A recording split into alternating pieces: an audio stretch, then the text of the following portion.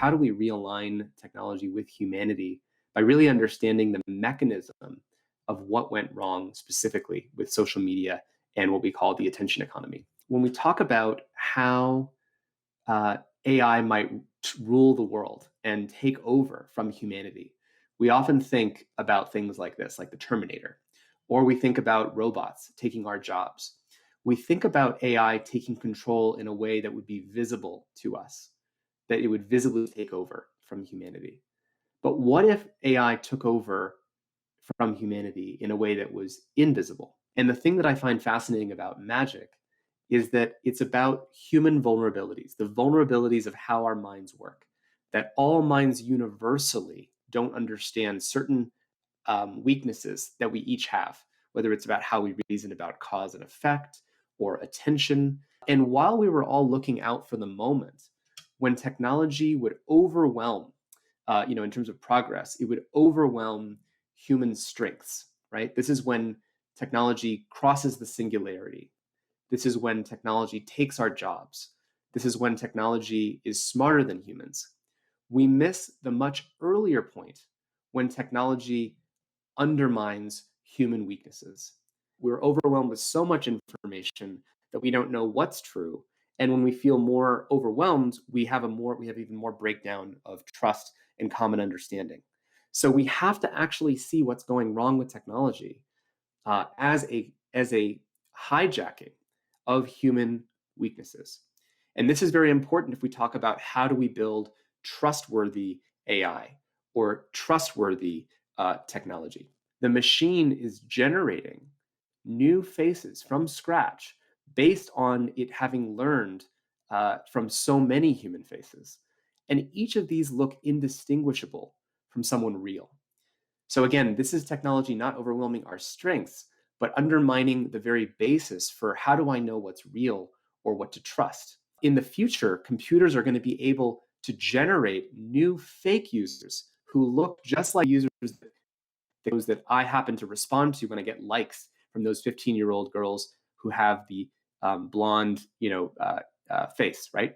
So this is starting to get really dangerous. And then obviously you can apply this to the construction of fake political information of Obama. So this is a fakely generated video of Obama.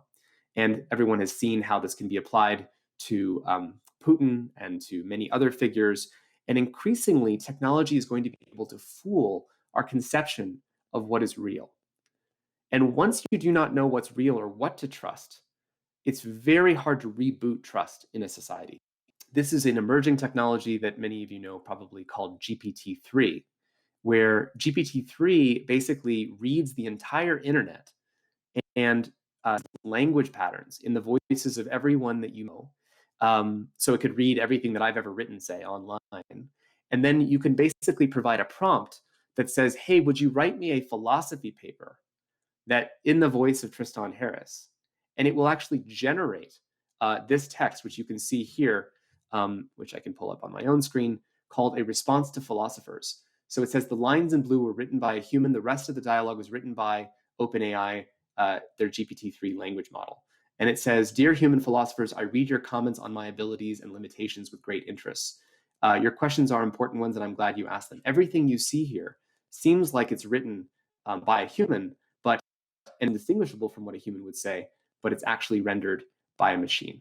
Now, while this might seem frightening to people, the good news is that we are the only species that could become self-aware that this has even happened. We have to become a self-aware society. And that's, I think, going to be the definition of a more humane way that we show up online. 90 of those comments are positive, and one of those comments is negative. Where does your attention go? You have 99 pieces of positive feedback. Your attention could dwell there because that would feel pretty good. But that's not where your attention goes, does it? It goes to the one negative one.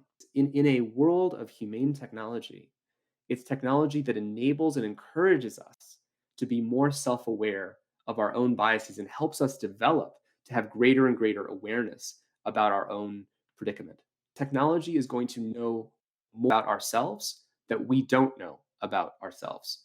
And the trick is going to be that when we build humane technology, we have to we have to be aware of when technology doesn't have our best interests at heart. That's a world of trustworthy and humane artificial intelligence that uses all that knowledge to be helping us, not helping itself. We think of what's gone wrong with social media as having caused the climate change of culture, of shortening attention spans, more social isolation, more breakdown of truth, more conspiracy thinking.